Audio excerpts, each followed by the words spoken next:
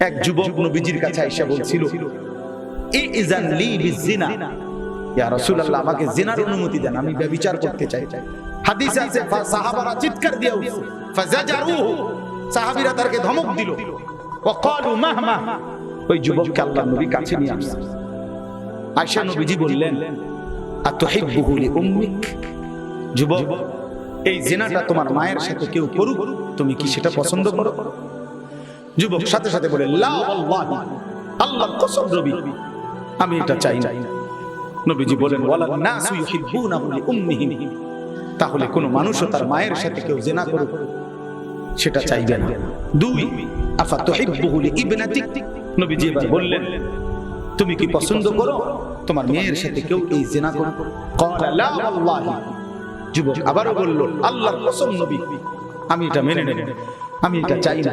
নবীজি বলেন, ওয়ালান নাসু লা ইউহিব্বুনাহু লিবানাতিহিম, তাহলে কোনো মানুষও চায় না তার মেয়ের সাথে কেউ জিনা করুক। নবীজি ৩ নম্বরে বললেন, আফাতুহিব্বুহু লিউখতিক, তোমার বোনের সাথে কেউ জিনা করুক, তুমি কি যুবক তা পছন্দ করো? ক্বালা লা ওয়াল্লাহি, যুবক আবারও বললেন, আল্লাহর কসম নবী, আমি এটা চাই না। নবীজি বলেন, ওয়ালান নাসু লা ইউহিব্বুনাহু লিআখাওয়াতিহিম, তাহলে কোন মানুষও তার বোনের সাথে কেউ জিনা করুক এটা চায় না। নবীজি ৪ নম্বরে বললেন, আফাতুহিব্বুহু লিআম্মাতিক, তোমার ফুফির সাথে কেউ জিনা করুক, তুমি কি এটা চাও? ক্বালা লা ওয়াল্লাহি, যুবক বললেন, না আল্লাহর কসম নবী, আমি এটা চাই না। নবীজি বললেন, ওয়ালান নাসু লা ইউহিব্বুনাহু লিআম্মাতিহিম, তাহলে কোনো মানুষও চায় না তার ফুফির সাথে কেউ জিনা করুক।